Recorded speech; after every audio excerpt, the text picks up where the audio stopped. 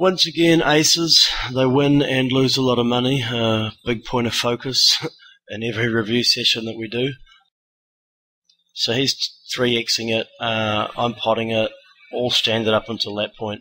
The nut blocker, it's not as relevant as you'd think. Maybe it's another part of the game where it used to be more relevant and you'd think, oh, if he's getting it in and I have the nut blocker, we can use that as information about his hand.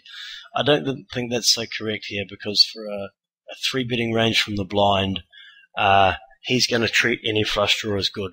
So when he wants to get it in here, and he's a solid player, you know, we played a lot of hands. I don't think he's getting it in that light. Like if it's diamonds or something, it's probably 5, 6, 7 with diamonds.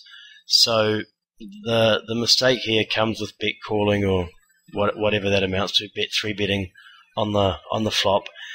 And lo and behold, he has top set. So it'll feel dirty folding those aces, but on boards like that, where he's only on a button range, you know, he can have deuce 5, 6, 7 double suited, and he wants to mess with me, and he's flopped the absolute world, and then he can have things like sets of 8s. So it is a reluctant bet fold, I think, if we're trying to play optimally there. Okay, a couple more hands. Okay, in my defense, I'm not particularly an experienced online 8-handed player.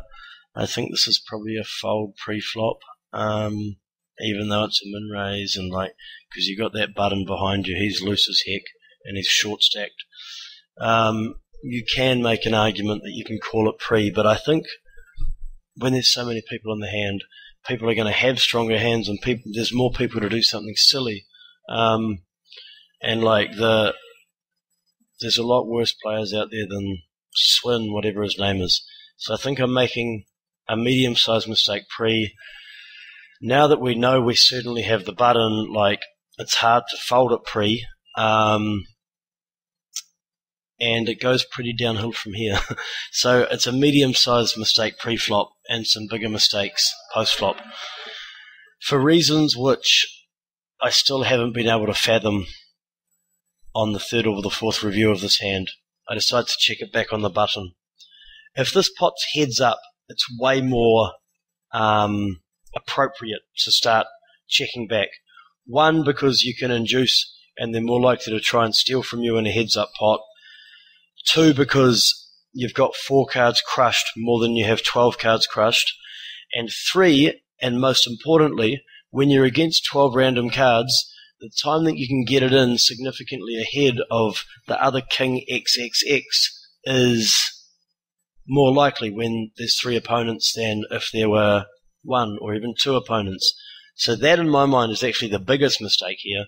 So we've checked back the flop, and we turn what we think is probably still going to be a pretty safe card, and I decide to leave this guy in. He's probably playing some pretty crazy stats, and I've got the spades covered, you know, so I'm not really fearing anything on that front. And yeah, I think I'm just being way too tricky here, and like, he might shut down and dump if he's got king XXX and he doesn't house it. He might actually dump it on the river spade, or just, you know, a river 2, and his kicker on his king's like 7 high. He might decide to make a cautious fold. So by flatting here, I'm actually omitting the chance to stack him, because I don't think he's folding any king here. So I flat that, and then this guy, unless he's Hilary Finn's cousin coming to play 2-4 for a day, I don't think he's making a move here. So in my mind, his hand is a house 99.7% here when he takes this line. And then the other guy, who based on his stats can totally plausibly just have a king, the other guy wants to put it in.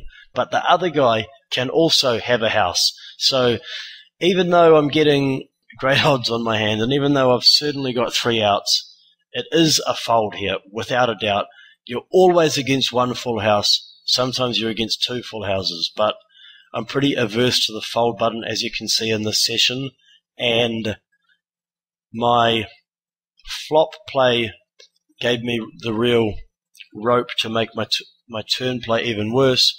I've actually walked him into a full house and given him unconditional love and my entire stack, and as predicted, the other guy can show up with not a full house, but one of them is always showing up with a full house, and you've never got a redraw to the king when it's three-way on a paired board. One of the kings is guaranteed to be gone, unless it's like 9-9 and 5-5, but that's pretty infrequent.